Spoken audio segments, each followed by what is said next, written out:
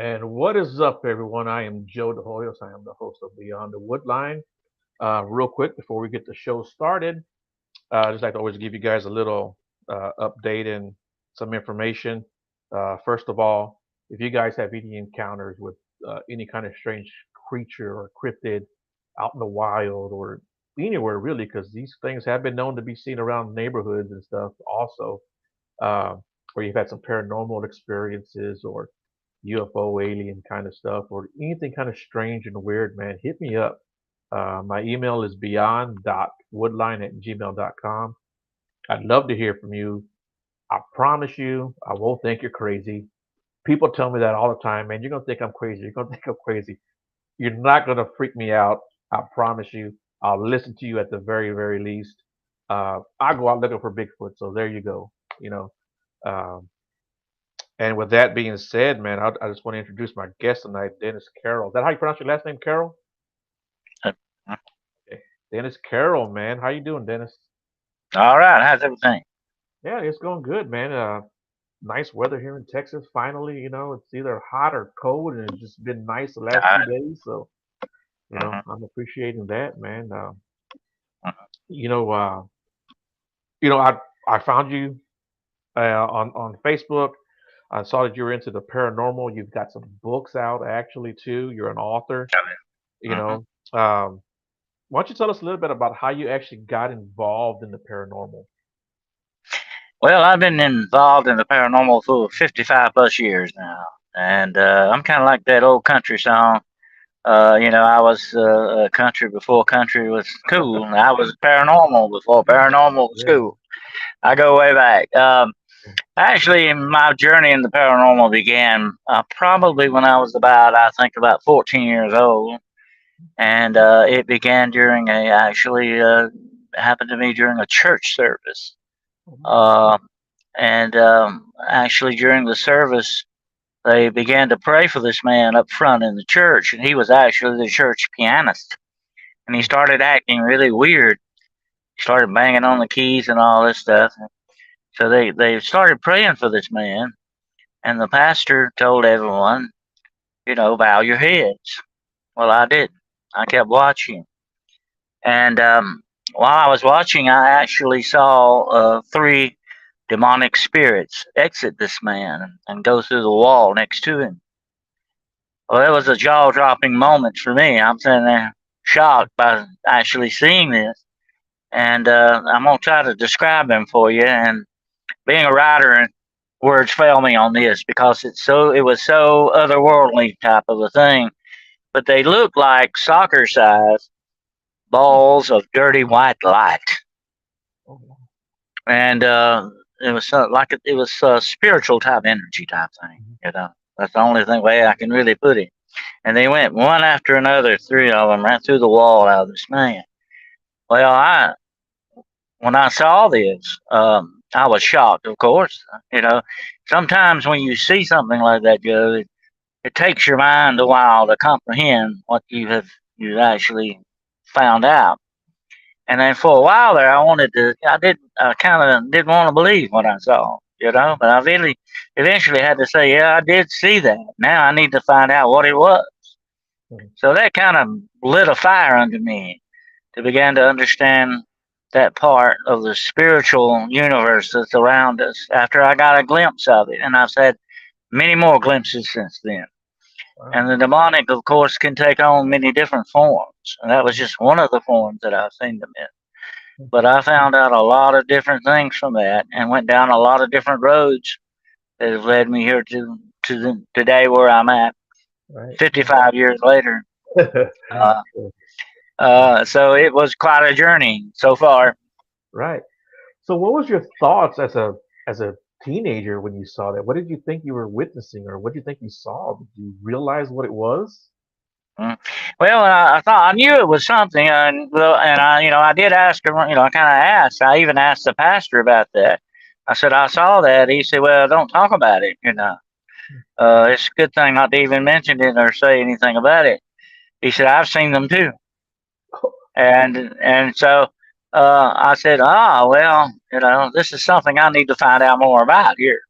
And so that's when I began my studies. I've lived, back before the internet, I lived in library research rooms, okay? That was the one thing I did. I read everything I could get my hands on about the paranormal. Yeah. I'd always, my whole life, I don't know why, but from my earliest memories, I'd been interested in the supernatural. I loved ghost stories as a kid. I loved horror movies, comics, all the whole works. Mhm. And this was sort of the crowning achievement of all that to me. This was the real deal. Right. And that's what really put me on the trail because I Mhm. found out it was real. Yeah. Yeah. Yeah. I was gonna ask you what was your first like validation, but I guess that was probably it, right? Yeah. Well, I had one incident before then, but it was sort of an ambiguous. That was in your face kind of thing. But this was kind of ambiguous. When I was probably about 12, me and a group of other boys doing stupid things like kids do, we broke into this old abandoned house. Mhm. And then I went with them. It wasn't my idea, but I went with them. And we had to break in the back door, and this house was boarded up. It had been boarded up like that for years. And it was just like something I'd seen out of a horror movie. Everything in the house, there was still furniture and all that, was covered up with white sheets. There were cobwebs, dust everywhere. I mean, the dust was half an inch thick on the floor. Right. And we were walking around looking, kids. Mhm. And I kind of separated from the group. And I went in this other room, and there was a set of stairs. And I said, being a kid, I'm going to go upstairs. That's neat. I'm going to see what's up there. And about the time I put my foot on the first step and put my hand on the rail, a voice right in my ear said, "Get out." Oh Just wow. like that. I mean, very loud. And I turned around quick. I thought it was one of the boys. But they were like further down in the house. There was nobody with me. And I said, well, okay, that's enough for me. I'm leaving. So I turned around and I told the boys, bye, I'm leaving. You could play here the rest of the day if you want to. Right. But that Yeah. was that was I can't, and I never under really. I didn't say that it was supernatural 2 years later thinking about it. That's probably what it was. But at that point in time, I kind of brushed it off. Being a kid, I Right. kind of brushed it off. Oh yeah, that happened, but I'm not gonna let it bother me. Right. Yeah, that probably would have scared me too. Mm-hmm. I've never heard a voice that Mm-hmm. sounded, like that, like get out, like I don't know if you want to call that aggressive or not, but I've heard voices, but they've always been kind of, I don't know, nice. You want to say that, you know, nothing, nothing. Well, we've done, doing a lot of research. You run into EVPs a lot, electronic violence anonymous. You do hear whispers sometimes with just the human ear. Mhm. Um, I've done a lot of spiritual research over the years. My mentors were Hans Holzer and Ed and Lorraine Warren, Oh, and okay. I Wow. studied under them. And over the years, I got to the point where I kind of got ambiguous with scientific instruments because I could use an EMF detector and stuff like that. But I didn't. I kind of streamlined myself. Some people get caught up on that in the equipment thing. You gotta have this, I gotta have that, and you Right. and you walk in with cases full of stuff.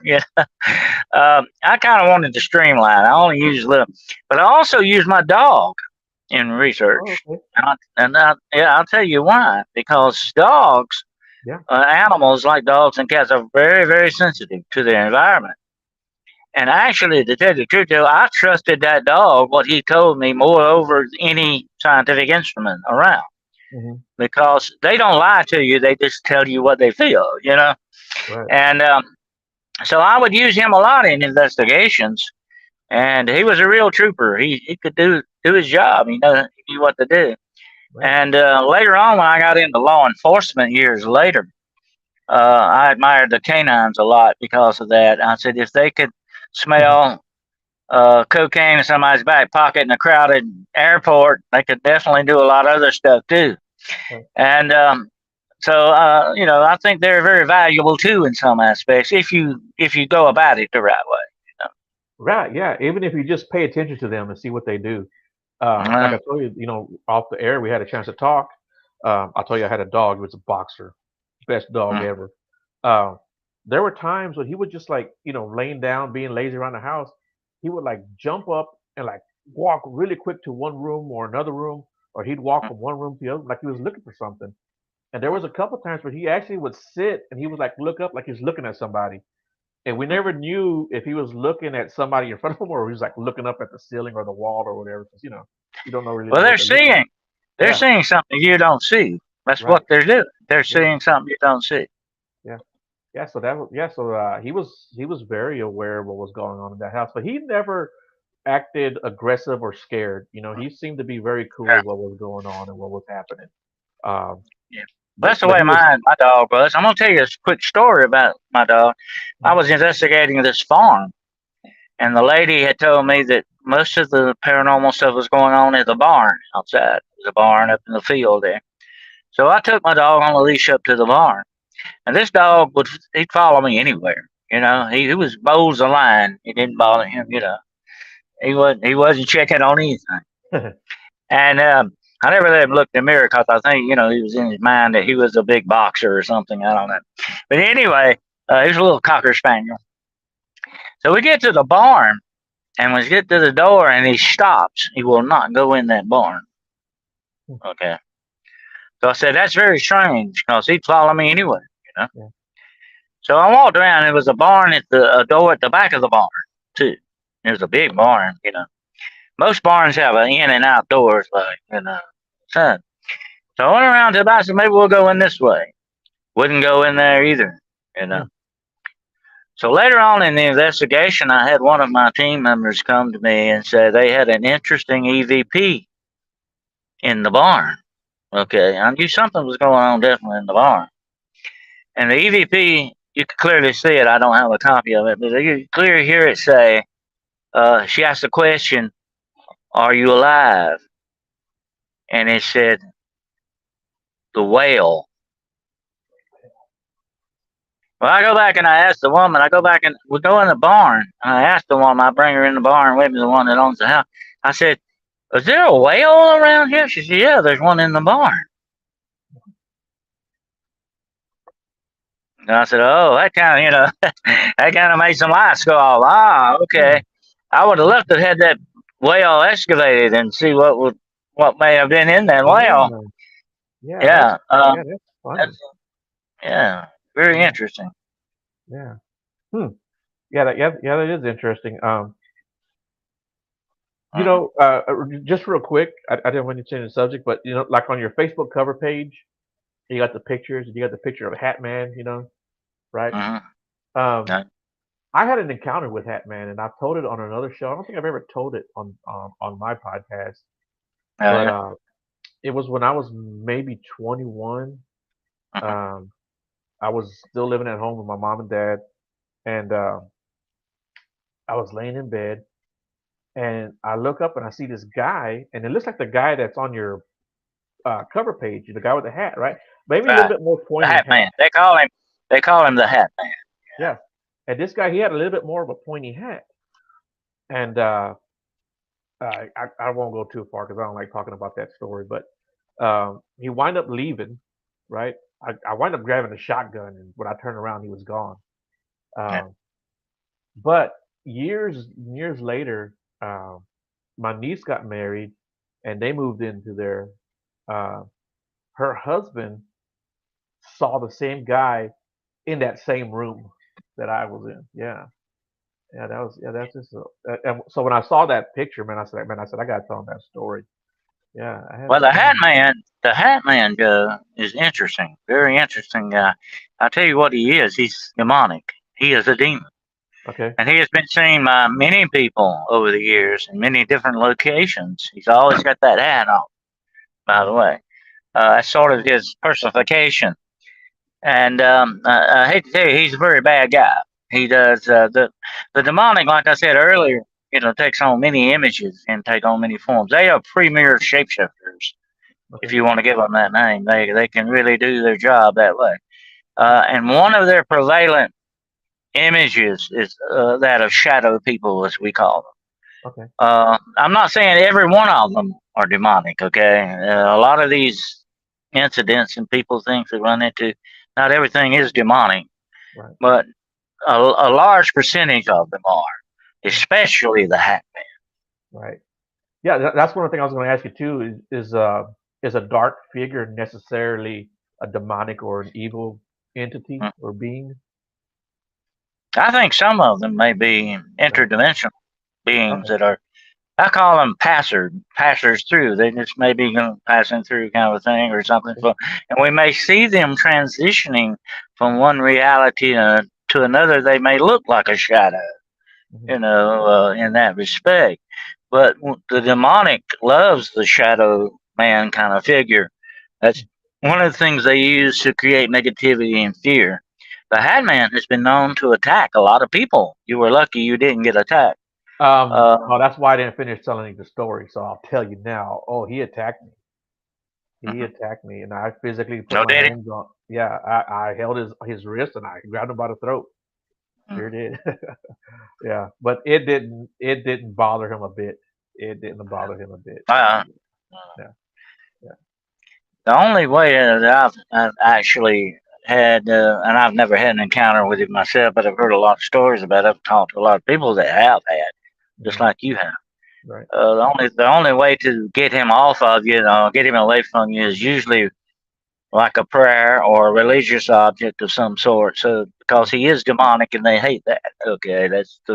that's the one thing they don't like. And a lot of people will have, like say the Lord's Prayer or something. He will eventually go away, or leave immediately. That's about the only way you can deal with him, Mm. from what I've Yeah, found.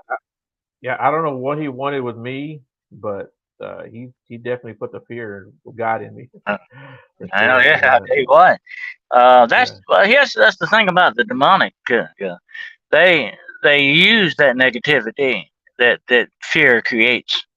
They use that. They feed off of it because they themselves are negative, and that makes them stronger. I say they're like kids with candy. Okay, they can't get Okay. enough of it. They can't get enough of it. It's like a drug to them, and the more fear and negativity they create, and that includes anxiety or whatever the case may be. Whatever they can create, they love that, and they will they'll just eat it up. But here's the bad part about it: it makes them stronger. Don't feed Right. the beast, kind of a thing, because the Right. stronger they get, the more harder they are to deal with. Hmm. Yeah. What about you? Have you ever been scared?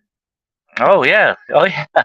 I've run into some very hairy situations. Some of them that could have cost me my life. Oh Um, wow. yeah, there was like back when I was in my younger years. I think I was around about 19 or 18 years old. I actually snuck into or was led into an actual satanic black mass worship. Oh wow. And this guy kind of secretly got me in there because that's what I wanted to go. I wanted to, sort of as research. I didn't go as a worshiper. I was doing Mhm. research on it. I always take this stuff from a scholarly point of view.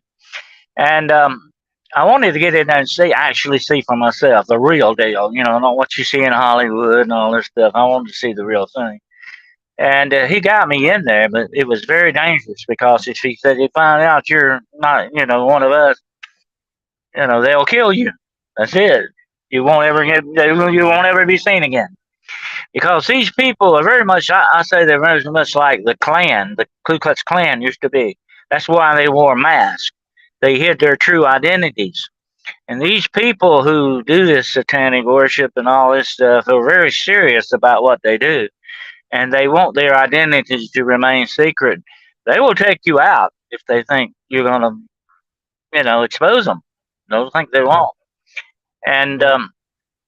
I could have, it was kind of a hairy situation. If I had done the wrong thing and I got out when I could, it could have went a bad way. I might not be here. uh, but you do stupid things when you're young. But anyway, that was one situation I got into. It. Yeah, it was a little. It did make me definitely nervous. Yeah. So what do you use for like protection for yourself? I mean, what do you do? Do I now? I'm sorry. What do you what do you do personally for like protection for For for yourself to protection. protect yourself? Yeah. Well, also, I'm a minister. I'm an ordained minister. So, Prayer is very powerful, and faith is the main tool for the against these type of things, these negative spiritual type things. Faith is what faith is actually cast out all fear. In other words, so that keeps them from using that fear. You see what I'm saying? And Right. that Okay. breaks the chain. So real faith is what is the one weapon that really is effective against these. I found nothing else really. Good thoughts are okay. The white light is okay if you want to envision that. But actually, the only thing I've ever found is faith that combats this. Faith in Okay. a higher being, whatever your religious persuasion may be. Faith is a very powerful thing if you believe it. You got to believe in it. That's the main Right. thrust of it. I've had a lot of people. I've counseled people all over the world with demonology problems. I call myself Mm. a demonology consultant. Um, I mean, all over the world, India, Spain, different places in the world. People have these problems everywhere. Every culture recognizes the demonic. They may give it different names, but they Right. recognize.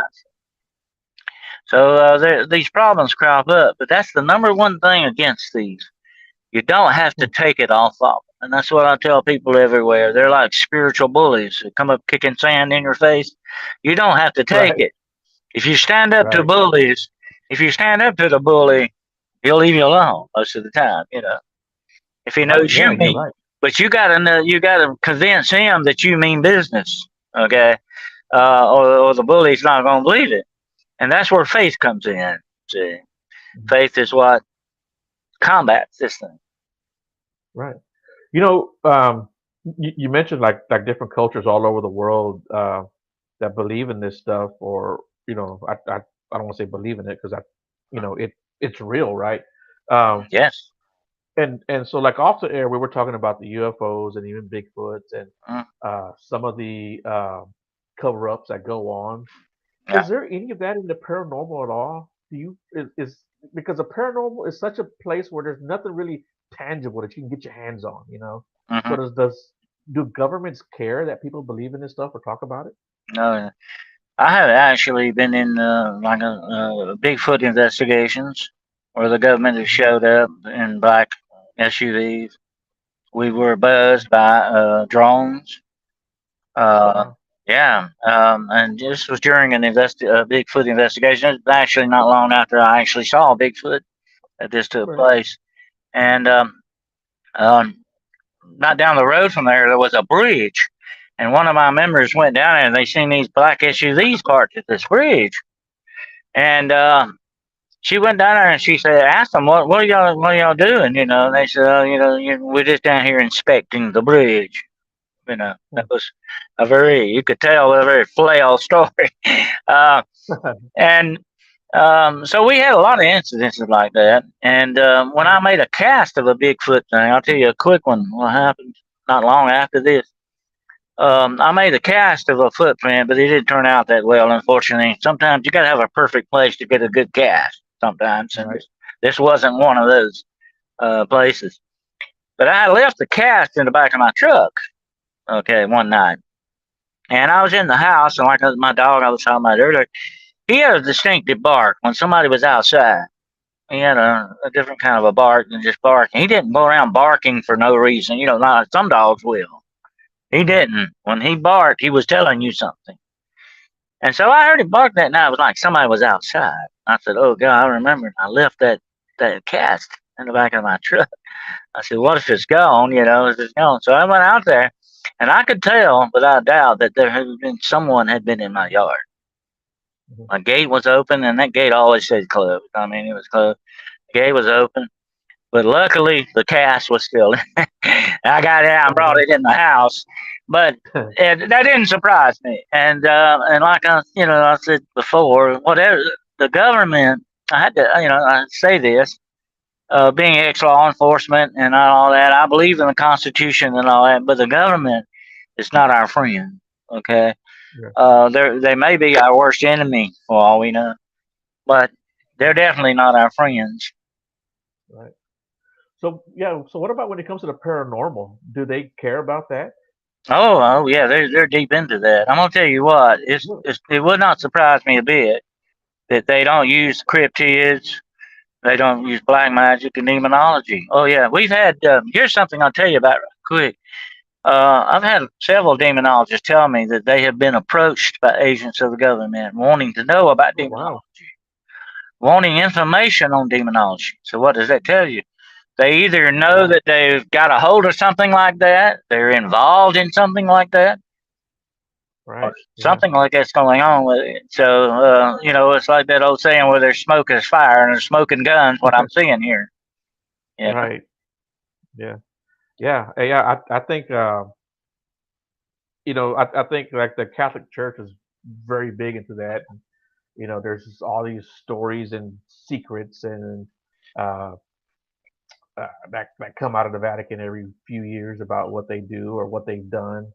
You know, so I figured that if they're doing it, other governments have to know about it. Because the Vatican, they're a pretty big entity themselves. They Oh, got yeah. a lot of power. You Mhm. know, yeah, Well, that's yeah, another thing, Joe, about the government, okay? They love to weaponize things, okay? That's their number one goal. If it's either it's the weather or if it's the Super Soldier Project, which is a very mhm. interesting thing. There really is a real Super Soldier Project, and that's not just the Marvel movies. Okay, some of this stuff is very, very real, although it sounds way out there. Unfortunately, it's real. Yeah, But they weaponize things. Look, they're weaponizing the IRS. Okay, there you go. That's one thing right there. there you go. Yeah, Um, so they're very good at weaponizing, and I have actually heard stories where they have actually supposedly weaponized cryptids such as Bigfoot and Dogman. hmm yeah, and I wouldn't be surprised about that either. Well, I've You actually know. heard of Dogman being seen in uniform. Oh wow, hmm, Yep, that's crazy. Yeah, yep, well, I've heard a couple of reports of them wearing like clothes, but like raggedy, you know, mhm, tore up clothing. I've never heard of them being in uniform. That's interesting. yeah. Yeah. But when Yeah. Mount St. Helens erupted, there was a lot of stories that were told about government helicopters seen airlifting Bigfoot and nets Right. out of the region. I guarantee you, Mhm. without a doubt, as we sit here tonight, the government knows that Bigfoot and Dogman exist, and Right. other things too that we could get into. But they Right. know they Definitely. exist, and knowing they exist, and knowing how the government is, they definitely would want to weaponize them or want control over them for their own purposes. Mhm. Yeah, you're correct, and I think that's probably where a lot of like the MIB come in play, right? The Men in Black. Yeah. Well, I actually had a Yeah. run in with the Men in Black, the real Men Oh, in did you Black, really? not the guys in the Oh, movie. wow. Yeah. That was a very. I'll tell you a quick story about that and what happened. It actually almost cost me my life. Actually, Okay. um, I had been on I don't know if you're familiar with Mr. Lon Strickler, who runs Phantoms and Yeah. Monsters. Yeah. Yeah. Yeah. I was on his radio show. I used to do radio before we had podcasts. I like the podcast though; they're real neat. Now you can see people, but I've done tons of radio in the past, and I was on his radio shows. I think this was about the time Leonard Nimoy had passed away. Actually, right Okay. about then when that had happened. Hmm. Anyway, we were talking about the Men in Black and all that, which are a legend in UFOlogy, of course, and amongst and cryptozoology now, by the way. Anyway, I kind of half jokingly said, if any of the Men in Black are out there listening to me tonight, come see me. I want to talk to you. I want to talk, have a little conversation with you. Well, Right. actually, that invitation got took up several months, about a month or so later. I I stopped in at a shopping area, shopping center area, not far from where I'm at. I stopped in there one day in my truck, and I went in and grabbed a soda in this convenience store there. And I had parked like on the sidewalk in my truck, And I come out on the sidewalk, and I'm just looking around. I wasn't even thinking about nothing like this, you know. And it's a big parking lot. But there weren't that many cars out there at this time of the day, and it was just maybe 30 minutes before dark, you know. And I look out in the parking lot, and I see this black Cadillac sitting out there. Well, I like old cars, and I think, oh, what is that? Is that like a 1963 Caddy or something? Because it had fins on it, like, you know. But it looked showroom new. I mean, it was shiny. And I look in the sitting in the car, these two guys. And then let me tell you this: there's a strange kind of a glow inside the car. It's kind of a greenish glow. And these two guys are sitting in there with black suits on, white shirts, black ties, and sunglasses. It's not the Blues Brothers, okay? Definitely not them. And I'm going, I can't believe this. You know, it's happening. I said, this is freaky. You know, there's some men in black, and they're sitting there staring at me. You know, and I'm probably maybe no more than 10 yards away from them. Okay, so I can see them clearly, and they can see me. They're just sitting there staring at me. I don't know if they had hats on or not. I don't remember that. I was focused on the sunglasses more than anything else. And they were just sitting there. I said, I've got to get a picture of this. You know, nobody's going to believe this kind of thing. That's the first thing that comes in your mind. Who's going to believe this? So I reached to get my phone out of my pocket. And I said, oh, God, I left it in my truck.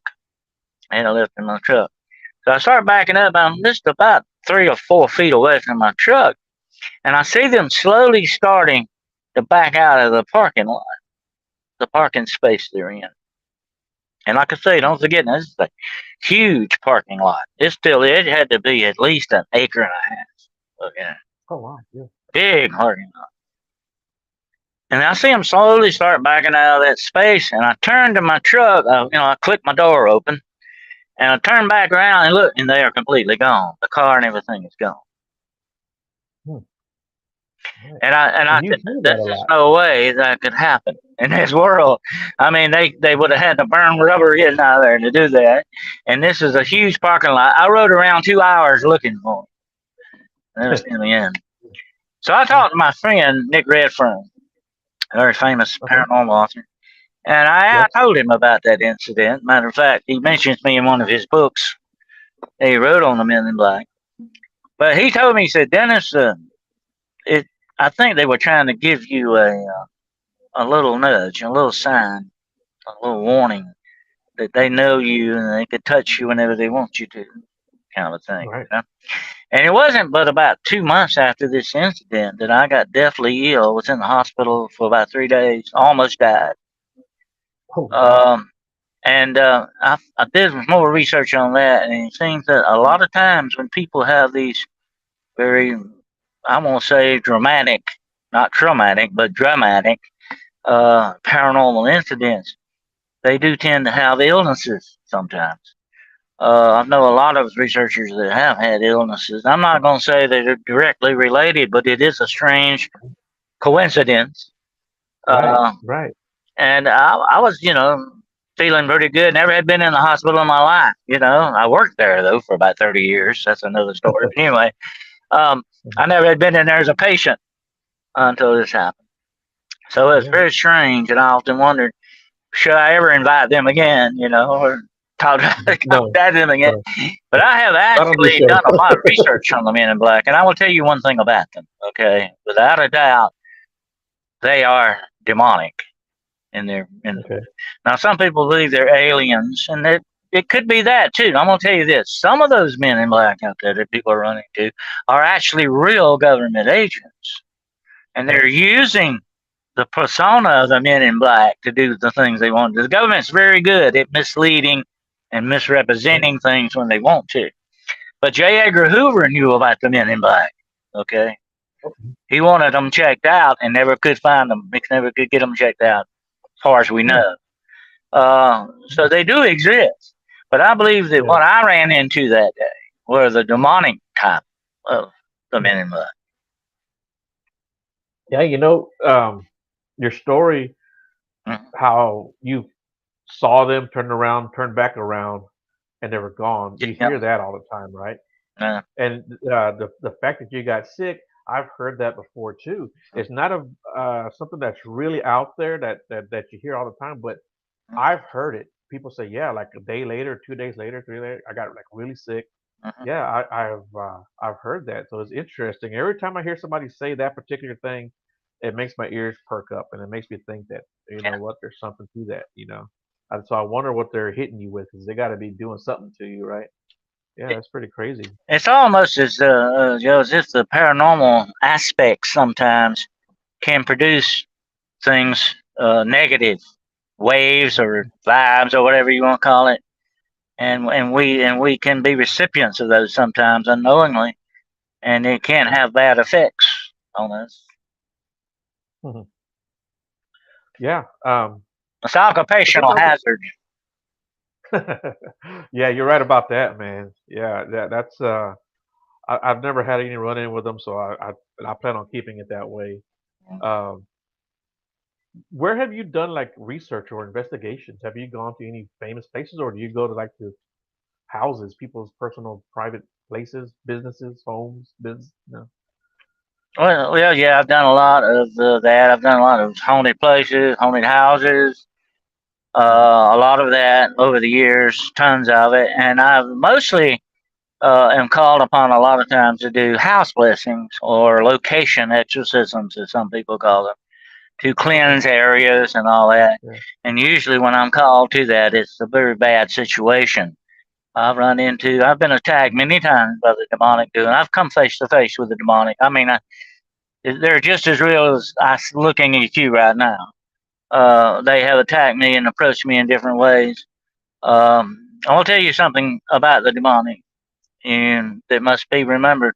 They will attack you Yeah. in four main ways. And that is, they will attack you physically, mentally, spiritually, and emotionally. Because those Yeah. four things make you you. They make you a living soul, in other words. And that's the way they attack you. And if you're weak in one of those areas, one or more of those areas, that is where they will funnel their attack. They're Yeah. smart, they know how to do it, and they're opportunists. They will never pass up an opportunity, no matter what it may be.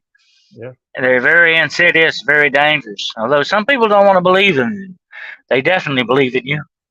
Right. So, you talked about going to places where if people call you, there's usually a bad situation. What about you? Who do you call if you need some assistance? Mhm. Yeah, well, a lot of times when I've gone into these things, and I've told this to a lot of people before, when you deal with the darkness a lot, you will pay a price for it. Mhm. You know, you do pay a price, but that's like part of the territory. Like I said, occupational hazard. That's part of the territory. You realize that that's what's going to happen.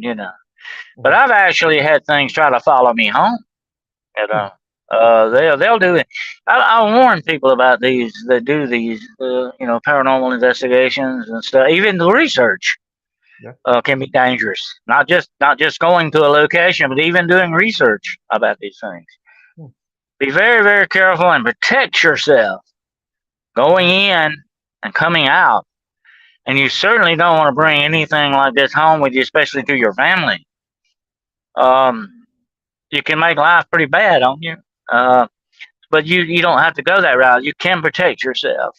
Yeah. And there again, that's where faith or a belief in a higher power comes in. Mhm. That is sort of like a shield, a bumper around you Yeah. against these negative forces. And here's another thing, okay? You got to remember your lifestyle attracts these things. If Right. you if you if you live a negative life, what do you expect to get back out of it? You're going to get negativity, Right. and that attracts these things like iron filings to a magnet. Mhm. They come to it. They love this trauma. They love that kind of a negativity, and they're attracted to it. Some of the most haunted places, and I worked at a hospital for 30 years, are hospitals, mortuaries, places like that, places of extreme trauma, battlefields, mental wards in hospitals. Wherever there's trauma, pain, and suffering, that's where you will find these demonic entities because that's their territory. Yeah. Yeah. Yeah, that makes a lot of sense. And yeah, and you're right. I think a lot of people um, that don't know what they're doing need to really be careful because I think that people can inadvertently invoke something, you know, uh, playing around, joking around. I had a friend of mine, he moved into a house where a gentleman had killed himself and he was flashing the lights off and on, trying to Hmm. scare his wife, and he was saying, Jack's gonna get you, Jack's gonna get you. That was the name of the gentleman that passed away. And they wind up having all kinds of demonic activity there in their house. They wind up moving out, and he blamed himself for that for the longest time. And this was like over this I was a had good a 25 years ago. But when I talked to him, still he's like, yeah, he said that was my fault. I shouldn't have done that. It's like the Men in Black incident. It's really not a good idea to challenge these things Right. that way because they will take you up. Okay, Mhm. usually they don't mind taking you up on it. Um, and here's an incident that happened to me some years ago. It was a very bad demonic haunting. It was at a house, a people's house, and I had a guy with me, he was a young guy. He believed in all this stuff, but you and I know the saying, seeing is believing. For Right. some people. Right. And he was in the house that night with me. When you done this, he said, come on and get me. I'm ready to fight you. He challenged him. And all of a sudden, the room got kind of cold. I knew there was a presence there, definitely.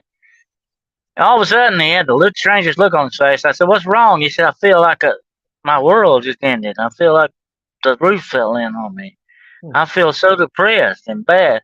I took him out of the house. I had to get him out of there. I said, "Man, one thing is to get somebody out of a situation like that." Hmm. And I took him outside. I took him all the way. It was a long driveway. I took him all the way up the driveway, and I laid hands on him. I started praying for him. And just as soon as I stopped praying, this is a weird, freaky thing. As soon as I finished the prayer, every dog in that neighborhood started howling. Oh wow. That That is. and he never investigated after that night again. He walked Wow. away from paranormal, and that was it for him. Huh. He found out it was real. Mm. Yeah. Hmm. Yeah, that's quite the awakening, right? Um, Hmm. Bad way to find out, though. yeah, and I'm not laughing at the guy, but yeah, that's pretty crazy. Um, one thing in like in your bio, I guess you studied or researched like superstition. Hmm. What are some of the weirder superstitions that you've come across? I've seen uh, I've seen some strange things. I think one of the weirdest things I actually saw like a real voodoo ceremony, and I'm not talking about a tourist type thing. I mean, I saw the real deal, Mm. and it was very strange. I saw, and there was another incident where if they had called me, they probably would have dispatched me because I was watching something really outsiders are not supposed to see. Okay. But these people actually call spirits into them. Oh They're wow. actually they're actually wanting to be possessed by these spirits, and these spirits take them over, and they become like puppets on a string. And I saw these people, and there were a lot of women and all that. They were wearing white. Some of them were naked, half naked, and during the rituals and all this. But anyway, to make a long story short, these spirits would make them dance and contort all over this place till they couldn't move anymore, and they would fall out on the floor, and they'd still be moving. That was one of the freakiest things I've seen Hmm. in my career, Oh wow. and that's what these spirits, they love control Hmm. over people like that. And but what really disturbed me about it is they actually asked for this. They Yeah. wanted these things to do that. That's the bothersome part to it. I would What, not want to put myself in that situation. yeah. What would be It's the bad purpose of enough to that? be attacked, but then to ask to be possessed. Yeah. What would be the purpose of that? That's their part of their worship. They feel like that's the way that they commune with the spirits. It's just their religious outlook on that. Hmm. is that they are actually communing with the spirits, becoming one with those spirits, which is really not a good idea because these are not nice spirits. These are not Yeah. good, godly type spirits. They're not the good guy. You know what I'm saying? Yeah. So, what do you think about the Ouija board? Since we're talking about this kind of stuff, what do you think about the Ouija board?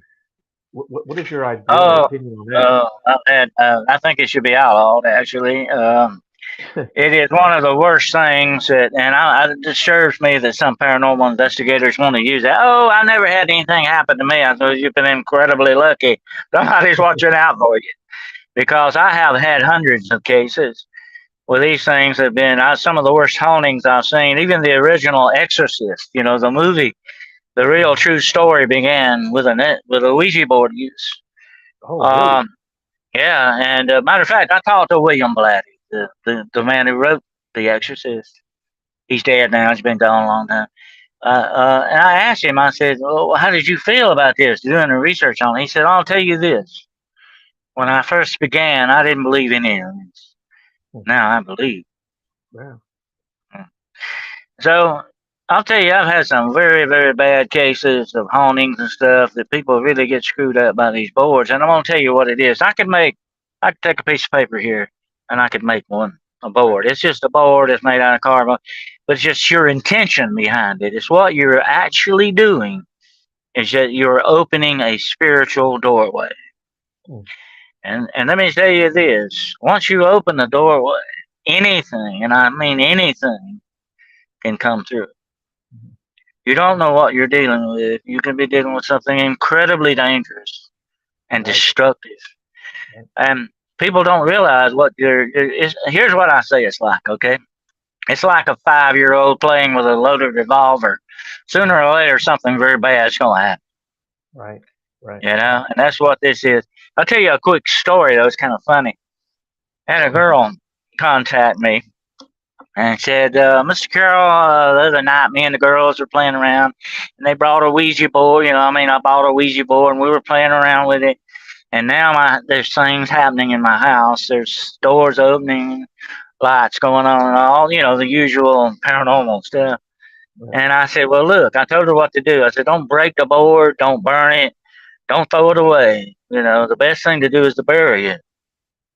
You take them somewhere you're never going to go back to and bury that board, salt it if you want to, sea salt, say a prayer over it, walk away, and no matter what happens, don't look back. That's what you do. That's the actual way you take care of a Ouija board or any kind of a haunted object that may have an attachment like that. Hmm. And believe me, Ouija boards have a big attachment. Yeah. Anyway, I told her what to do, and I said, and then I told her what to do with her house. The things you got to do to cleanse your house out. And I said, and call me back and and let me know how everything goes. That's what I always tell anybody. I counsel. And about a week later, she said, Mr. Carroll, I did everything you told me to do, and everything quieted down. But I have a question. I said, yeah, sure, go ahead. She said, what do you do if the board comes back? Oh. I said, what? The board come back? She said, yeah, I found it laying on my porch Hmm. today. She said, but I think my friends did that. I told them where I put it, and I said, okay, well, look, you go back, take that board back somewhere where your friends don't know, and you do that whole thing over again, and don't. And if I were you, I'd find some new friends. Okay. Yeah. But I've heard that too. I've heard where people have thrown them away, Mm-hmm. and like the next day it'll come back. That is freaky. Mm-hmm. Yeah. Yeah. Actually, when you open this doorway, and a lot of people don't realize this, and like I say, and they think it's marketed as a game. Okay, Yeah. but believe me, it's far from a real game. Play Monopoly or something. Okay, leave the boards alone. But um, if you open a spiritual doorway and you don't close it, this is a bad part of it too. I'm not saying you can. That's gonna make usually when you open a doorway, it's not a good idea to open that doorway to start with. Okay, I'll put it that way. But when you do, you need to close it. Mm-hmm. Okay, if you don't close it, you just leave it open. That can be make it will make matters worse. Okay, Hmm. put it that way. Okay. But I have been actual places like cemeteries, and that's one of the big places. A lot of the graveyards, they will go and do these rituals. They will open these doorways in order to obtain demonic power. You must open this doorway to the demonic and invite them in. Hmm. Okay, and that's how people hook up with these demonic forces to get wealth, power, love, whatever it is they want. I've talked to people that said, "Oh, some of my best friends are demons." Hmm. That's the way they deal with these things, which is not a good idea. But anyway, they open these doorways, they leave these places on the land, and this, I've seen this happen in houses. Let me tell you a quick story. I had a woman call me one day, and she said, I get some strange phone calls, of course, yes. And she said, Mr. Carroll, I just bought this house, and upstairs there's this one room, and it's painted completely black. I said, what? She said, the room, this is by the ceiling, floor, walls, windows, doors, everything is painted black. Hmm. Well, that set a bell off, Yeah. alarm goes off. And I said, tell me what kind of floors has it got? She said, well, it's carpeted, it's black carpet. I said, ah. I said, you pull up that carpet and tell me what you find. Well, she called me back later and said, you know what? How'd you know about that? I said, I didn't. I just guessed. She Yeah. said, well, there was a big red pentagram on the floor up under that black carpet. Hmm. I told her what to do and actually offered to come and bless the house for her to drive out any negative things that may be there. Right. But I told her what to do. I said, paint over everything white, okay? And paint over that red pentagram. If you can't get it up with turpentine or something, paint over it, okay? And I said, have your house blessed, and you'll be all right. Who knows what's happened in these places and what doors they've opened? You Right. know? Right. Yeah. Yeah. And it's like I said, when I didn't know that that house was like that when I moved into it. And thankfully it was nothing, evil or demonic. It was all good. Yeah, we got scared or we got rattled or whatever you want to say, but we never like got like really scared to the point where we had to leave. We were it like I said, it was just really kind of startling to us, really. But it didn't really like scare us to our soul. Well, I'm retired. I'm retired law enforcement, and one of the freakiest calls I got while I was a policeman, we were called to the basement, sort of a sub basement of this old mill, and there'd been some kind of activity going on there, and there was a room down there, Joe, in the sub basement. I went in, and on the floor was a pentagram. Hmm. And it was a demon circle, and it had been broken. That's a bad sign. But Okay. what it is, when you call up a demon, you have to stand in that circle for protection. And the demon's on the outside. But if you break that circle, he can get to you. Hmm. And this circle had been broken. You could tell it looked like it may be somebody's foot had gone over it or whatever. I don't know what the situation was. There was blood on the walls.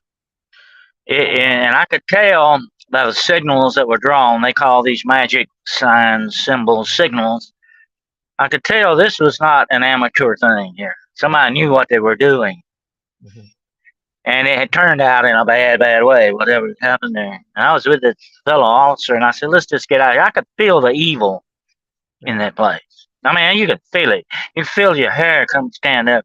I mean, it's so pervading. It's like a fog. You can almost cut it with a knife. Right. You can feel it so thick. I Hmm. said, let's get out of here. There's nothing left here to see anyway. Let's just get out of here. And here's the interesting thing. Not 2 weeks later after that, that mill burned down, Oh wow. burnt smack down to the ground. Hmm.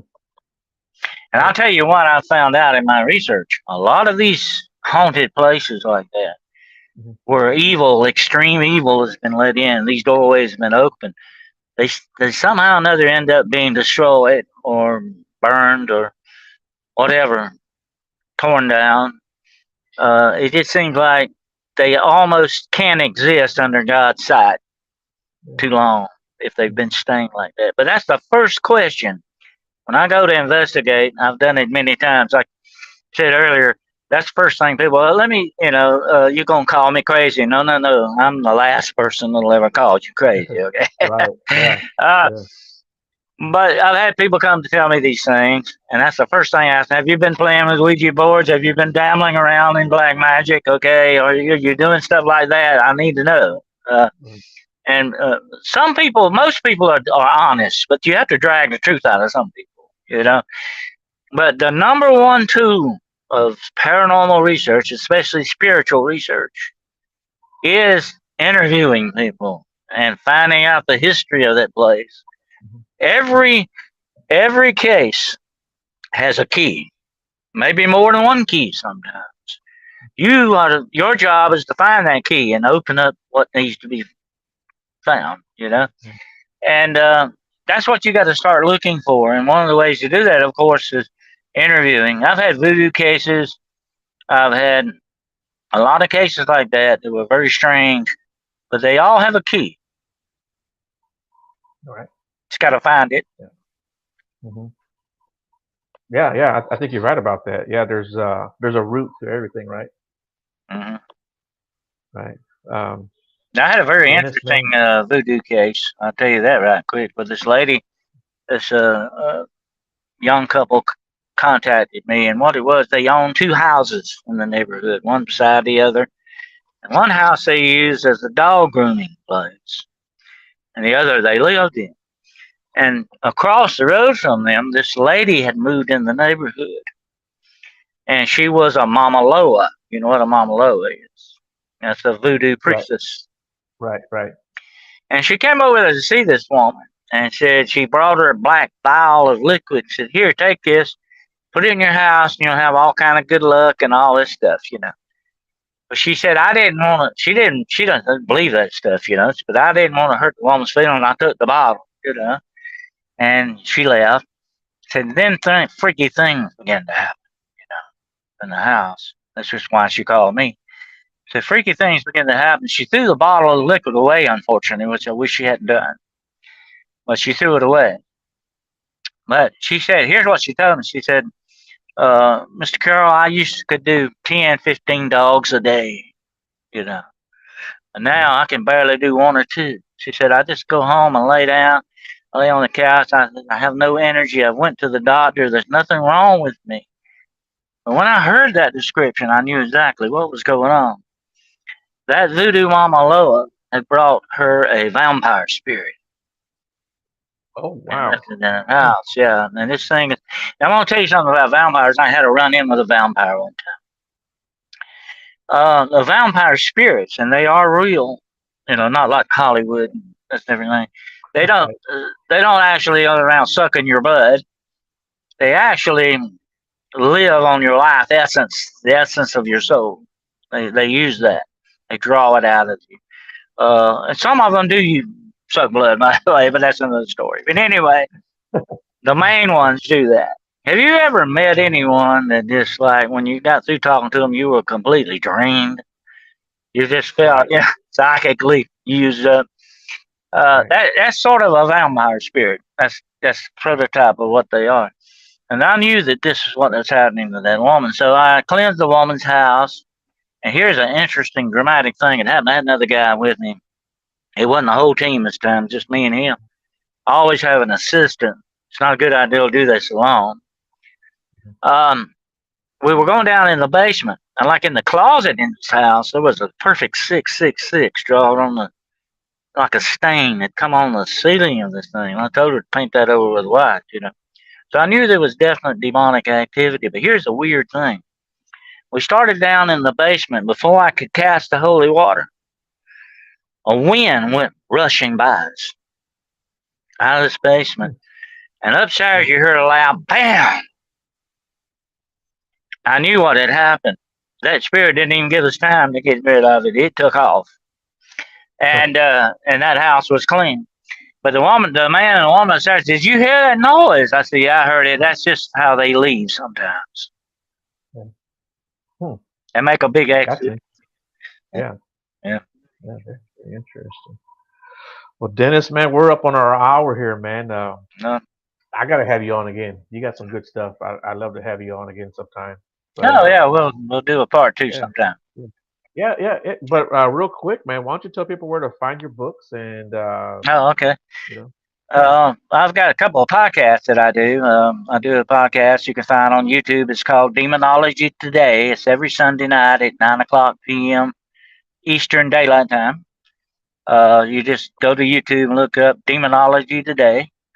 I do another podcast on the Nighthawk podcast, High Strangeness podcast channel.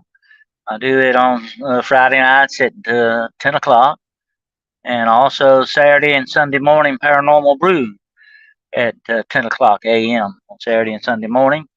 My website is DennisWCarroll.com, and you will find links on there to all of my books, which are on Amazon and Barnes and Noble. My last book was The Road Unseen, a paranormal journey into high strangeness. You can find the links on the website, and there's also a contact form if you want to get in touch with me. If you have any problems or sightings or anything you want to let me know about or whatever, you can contact me through that. That's DennisWCarroll.com. yeah. And for you guys, the link is in the bio actually too. So if you guys look in the description Yeah. for the show, it's in there. You guys can find it, and then you'll be able to get in contact with Dennis if you need him, or if you just got questions. All right. If you want to reach out to him, if you can't get in touch with him, get in touch with me. I'll shoot him a message or something and Okay. hook you guys up. Sounds good. But in any case, man, like I said, Dennis, man, I'd love to have you back on sometime, man. I gotta find some room to get you in here because you got All some right. great stuff, and I really love your I enjoyed it. um, It was a yeah, pleasure. I love what you got to say. But yeah, hold on real quick. Um, everyone in the chat, thanks a lot for participating. You guys always do a great job. I appreciate that. Um, and I will be on, I believe, again Wednesday night. So yeah, check me out, and I'll see you guys Wednesday. And Dennis, thanks a lot. Yeah, All you've right. got some fans in the chat group. People have been saying hi to you. So Stuart, I can't read his last name. Gieseman? Gieseman? I hope I said it right. Stuart, don't come after me, buddy. All right. But yeah, yeah, we'll talk to you guys later. And Dennis, thanks a lot for joining the show. I appreciate it. And Take hold care. on.